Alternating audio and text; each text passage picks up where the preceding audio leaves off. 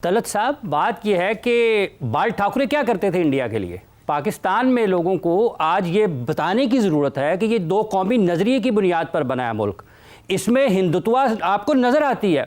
आप जब तक क्लियर नहीं होंगे अपने जहन में कि पाकिस्तान को क्या स्टैंस रखना चाहिए भारत के बारे में, लोगों को बताना चाहिए कि इस मुल्क की बुनियाद क्या है। इस मुल्क की बुनियाद ये है, पाकिस्तान को जिन्होंने आज तक तस्लीम नहीं किया, ये तो हमारी अपनी मेहनत है।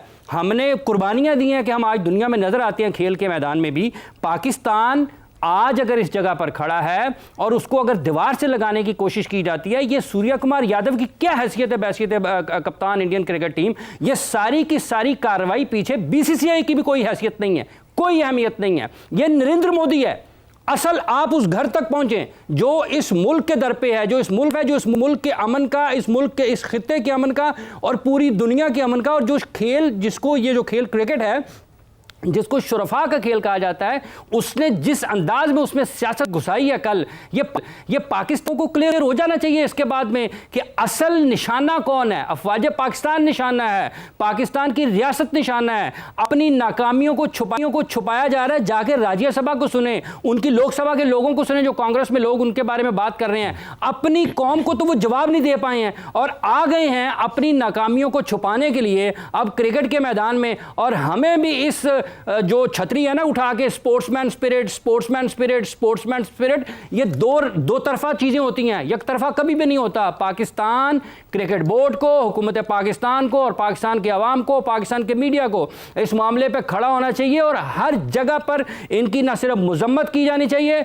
बल्कि इनकी हर जगह पर मुरम्मत की भी जरूरत है। और ये जब तक आप इनकी मुरम्मत नहीं करेंगे उस वक्त तक आप इनकी जुबान में इनको जवाब नहीं देंगे, आपके काम ठीक होने वाले नहीं है। ये क्रिकेट जब कौम की बात है, गैरत की, हमीयत की, वकार की, इज्जत की, पाकिस्तान के नाम की बात है, किसी क्रिकेट मैच की कोई अहमियत नहीं है। पाकिस्तान है तो सब है, पाकिस्तान चलेगा तो ये सारी चीजें चलेंगी।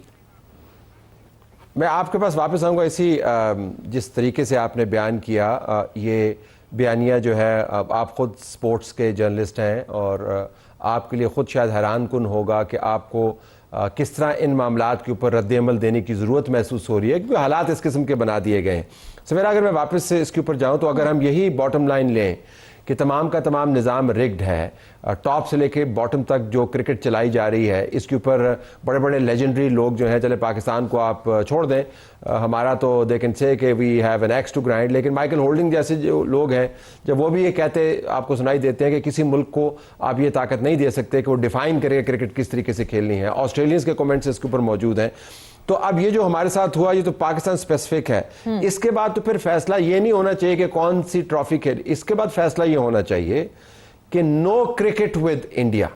ये जो आपकी बातचीत से मुझे अंदाजा हो गया है, नो क्रिकेट विद इंडिया। और अब अगर मैच रेफरी तब्दील होता है और फाइनल 4 के अंदर हमारा दोबारा हिंदुस्तान के साथ मुकाबला होता है, तो आप दोनों की बातों से तो लगता है कि हमें मैच वो नहीं खेलना चाहिए। एंड तलत साहब, वाई जस्ट क्रिकेट? मतलब अभी तो सबसे पहले तो जो पाकिस्तान क्रिकेट बोर्ड ने डिसाइड किया है कि जो 17 सितंबर को हमारा यूएई से मैच है, हम वो भी अभी नहीं खेलेंगे जब तक कि मैच रेफरी नहीं हटाया जाएगा। But why just cricket? अगर तो एक आपने फुल फ्लेज पॉलिसी सामने रखनी है एज अ गवर्नमेंट, तो आपने फिर ये पॉलिसी रखनी है कि not just cricket, any sport, any sporting member, अगर तो कोई सेरेमनी में कोई जो होस्ट है वो भी फिर इंडिया की तरफ से खड़ा हुआ है, तो हमारा कोई प्लेयर जाके उनसे बात नहीं करेगा। So it's not just cricket. 18 सितंबर को अरशद नदीम ने और नीरज चोपड़ा ने एक ही प्लेटफॉर्म पे जैवलिन थ्रो करनी है। उसके बाद 18 सितंबर को बीच वॉलीबॉल का मैच होना है, जहां पाकिस्तान और इंडिया ने आमने सामने होना है। उसके बाद 5 अक्टूबर को पाकिस्तान वुमेन टीम क्रिकेट की और Pakistan Indian women team cricket की इन सामने होना है। तो फिर हम सिर्फ क्रिकेट तक कैसे रिस्ट्रिक्ट रहेंगे? अभी हॉकी में हमने अपना फुट डाउन रखा और हमने अपनी टीम को नहीं भेजा इंडिया, मगर फिर जब अब अगर फुट डाउन करना है तो फिर ऐसे करना है कि फिर किसी खेल में फिर आमना सामना ना करें। किसी भी खेल में आमना सामना नहीं होना चाहिए। हाफिज, अगर मैं आपके पास वापस आऊं तो ये जो क्या मैच शुरू होने से पहले आपने और आपका जो हल्का अहबाब है प्रोफेशनल उसके अंदर, या सवेरा जिनके साथ आप प्रोफेशनली जो काम करते हैं, उन्होंने कभी सोचा था कि ये इस तरह होगा जैसे करवाया गया। आगाज तो टॉस से हुआ ना, जब कह दिया कि आपने हाथ नहीं मिलाना, और आईसीसी के रूल्स जो हैं वाज़ेह हैं कि स्पोर्ट्समैन स्पिरिट का मुजाहरा करने के भी कवायद और ज़वाबित मुरतब है, और उसकी अगर आप उसको वायलेट करते उसकी सज़ा भी है। लेकिन क्या आपने सेंस किया था टॉस के वक्त के ये मामला किस तरफ जा रहा है? सर, बशीर बदर साहब ने लिखा था कि कोई हाथ भी ना मिलाएगा जो गले मिलोगे तपाक से, ये नए मिजाज का शहर है, ज़रा फासले से मिला करो। ठीक है, अब हाथ रखें इस मौजूदा हालात के ऊपर।